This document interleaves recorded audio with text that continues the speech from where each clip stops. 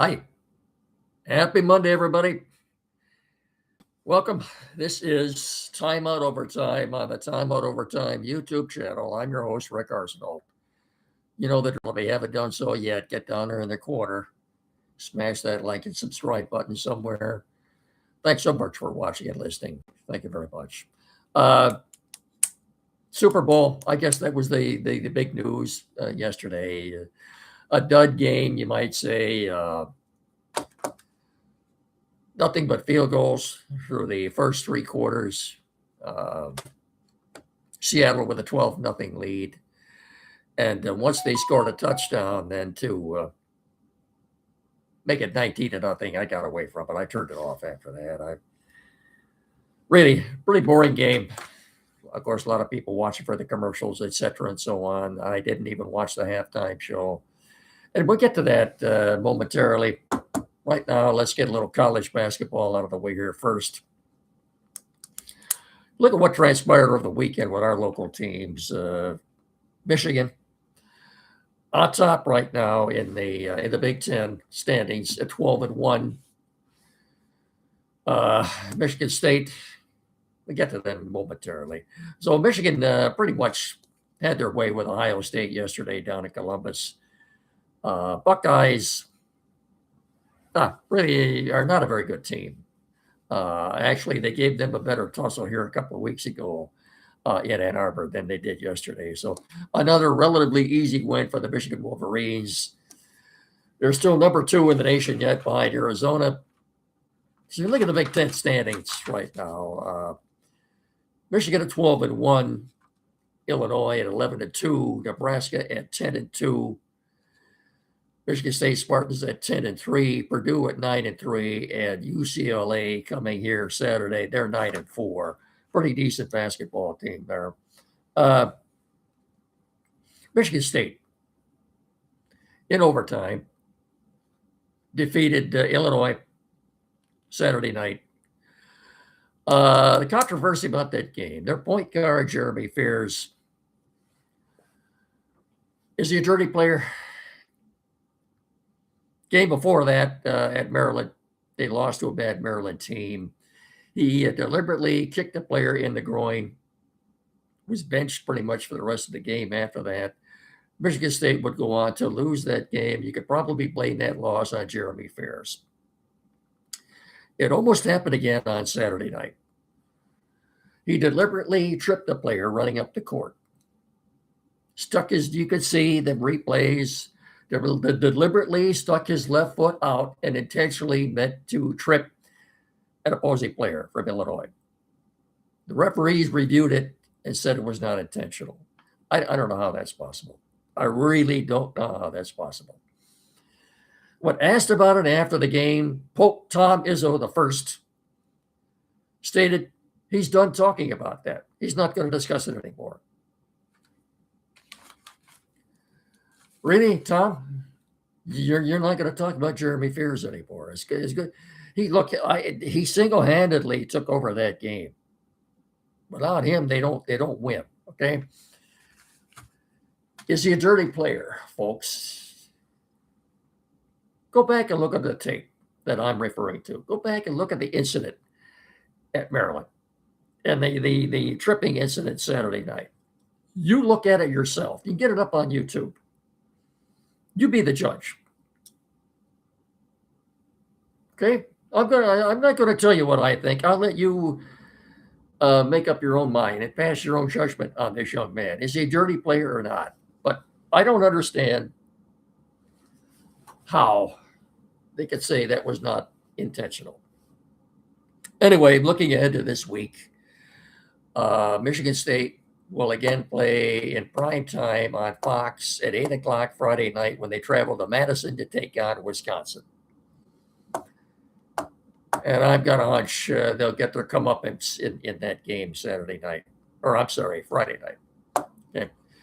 Michigan has a date on Wednesday night with Northwestern in Evanston. Wildcats aren't very good. That's Wednesday night. Then Saturday at 12:30 on CBS, I believe they're playing at home at Chrysler, they will take on a pretty good UCLA team. And as I said, they're 9-4 right now, 3 games behind Michigan. Okay. Look, Michigan's not going to go undefeated the rest of the way. They're just not. And if you look at last weekend in college basketball, the number 3 team, UConn, lost to St. John's. The number 4 team, Duke, lost on a buzzer beater to rival North Carolina. And of course, the number 5 team, as I just mentioned, Illinois, went down to Michigan State. So you had 3, 4, and 5 all losing.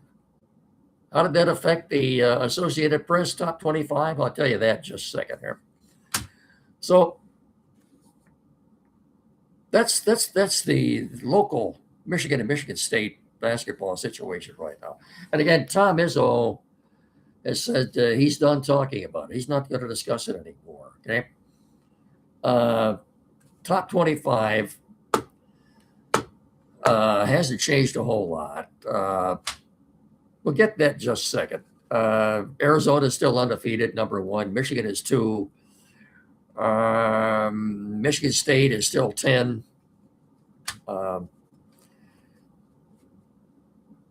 As I said, Arizona's top. Illinois fell 1 spot from 5 to 6. North Carolina, after beating Duke is still 4. They haven't fallen off at all. And UConn fell a couple of spots, but other than that, not any dramatic changes in the top 10 or top 25 for that matter in the Associated Press.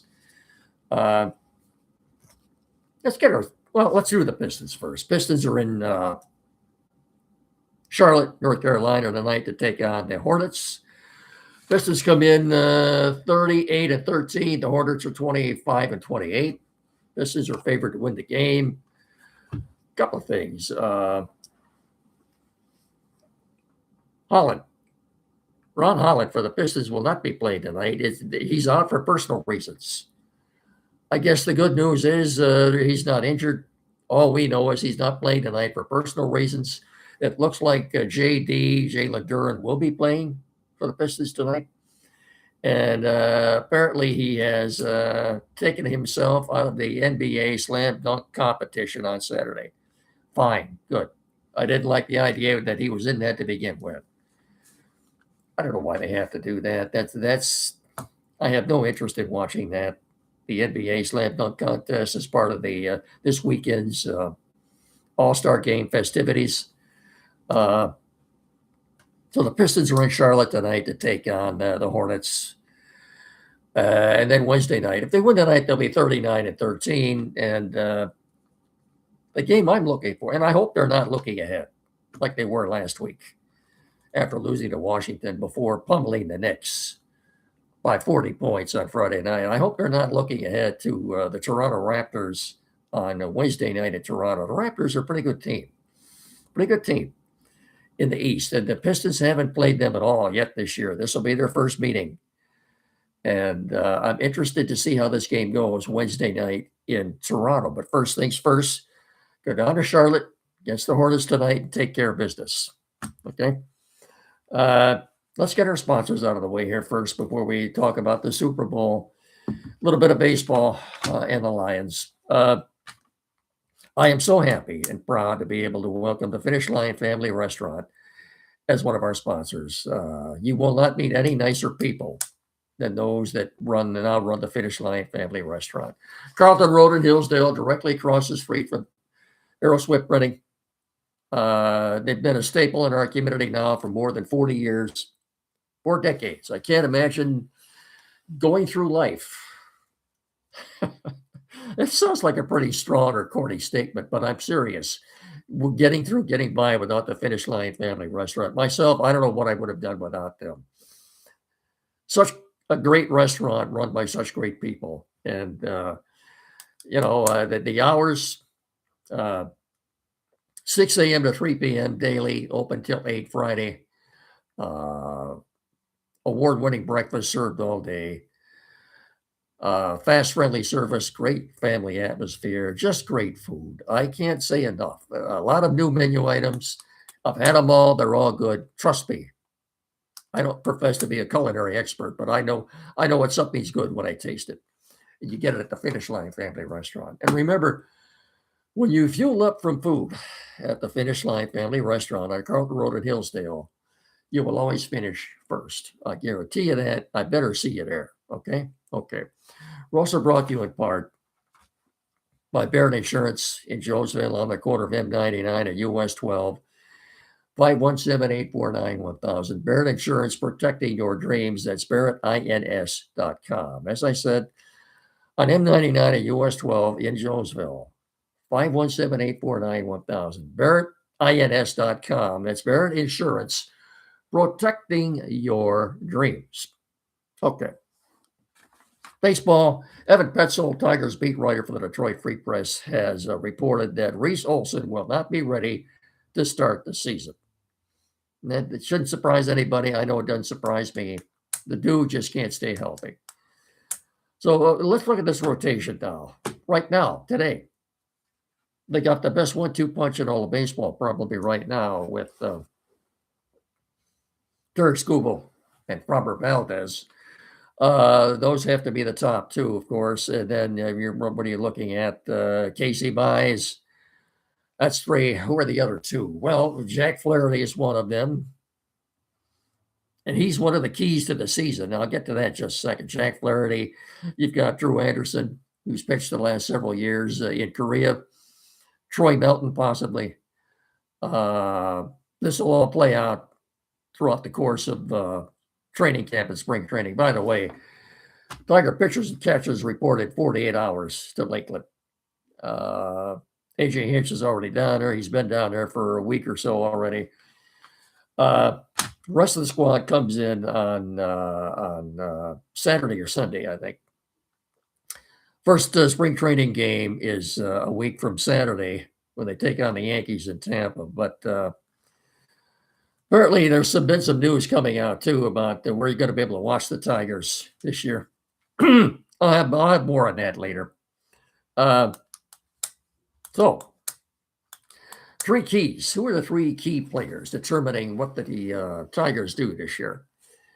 I'll give you three names, and then in later broadcasts, I'll get into this more specifically. But the three names, to me, depending on how they perform this year, Tigers could get to the World Series. Riley Green, Colt Keith, and Jack Flaherty. Those are the three names, and I'll get into more specifics as we get closer to opening day. Okay. Super Bowl. I said 2 weeks ago,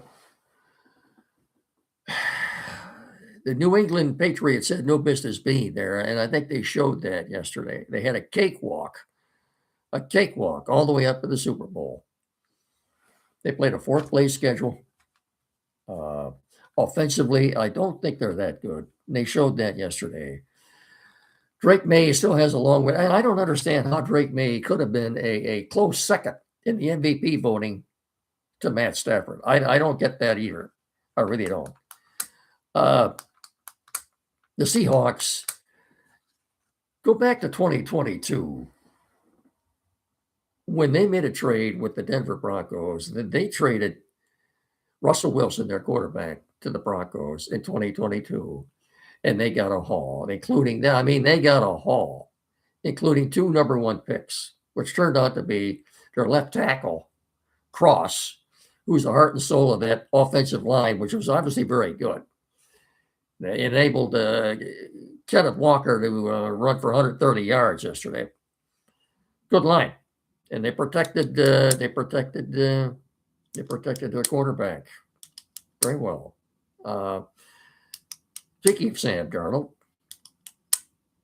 he was not the MVP of the game. Walker was. But speaking of Sam Darnold, ask yourselves this question right now. Who would you rather have, Sam Darnold or Jared Goff? I'll leave that up to your discretion. I know what my answer would be, but I'm not going to tell you. Sam Darnold is part of the reasons the Minnesota Vikings fired their general manager. Okay. But anyway, getting back to the trade they made with Denver in 2022, they got a couple of first round picks, including a lot more than that. But that turned out to be their left tackle, Cross, on that offensive line, and the quarterback, Devin Witherspoon, out of Northwestern Illinois. He's one of the top quarterbacks in the league now, and he played yesterday. They've got an awfully good secondary. They've got an awfully good defense, period. Looking to next year, Super Bowl favorites for next year. No surprise, the top two are the Seahawks and the Rams. I think the Lions are, fifth behind Buffalo and Philly. And I think they're tied. The Lions and the Packers, I don't understand this. They're both plus 1,400. Top favorites in the top 5 or 6 to get to the Super Bowl next year. I don't quite understand that one. Micah Parsons will not be healed enough from his torn ACL to start the regular season next year. I really don't know. I don't know if there's a timetable for when he's going to be back for the Packers or not. But Lions, look, another question I want to John Schneider, not the actor that played in Dukes of Hazzard. This is a different John Schneider. He's the general manager of the Seattle Seahawks. To me, not just the best general manager in all of football, the best general manager in all of sports. And I think if he were the Lions general manager, or had been the last several years, they would have already gotten to a Super Bowl by now. I sincerely mean that. They would have got to a Super Bowl by now. And as long as Brad Holmes, I'm telling you folks right now, as long as Brad Holmes is the general manager of the Detroit Lions, they will never, ever get to the Super Bowl. You take that to the bank. Okay, let's do this, and then we're out of here. We wouldn't be doing this without the technical help of Quality PC in downtown Hillsdale, 37 Walton Street, across the street from Fat Jack's Automotive, 517-610-5372. The place to go for all your tech service and needs, etc., etc. Computers, new or used, flat screen TV mounting, programming setup, but maybe you're changing internet providers, they need that installed. Printers, new or used, anything at all. Get in there and see them. Tim Lilly and his staff more than capable of resolving any technical issues you may have. 37 Walton Street, downtown Hillsdale, 517-610-5372. Quality PC. You get in there, tell them Rick and Miggy sent you. Thank you very much. That's going to do it for us. One last thing. Yeah, with the ending of the Super Bowl last night, the NFL season has officially come to an end. The last few days this month, you've got the college combine at Lucas Oil Stadium in Indianapolis. And then a couple of weeks after that, free agency starts. Once free agency starts, that's the start of a new season for the NFL. And of course, you've got the draft the last weekend in April. After that, you got rookie camps, and OTAs, and mini camps, and next thing you know, it's July, and camps are opening again. Okay.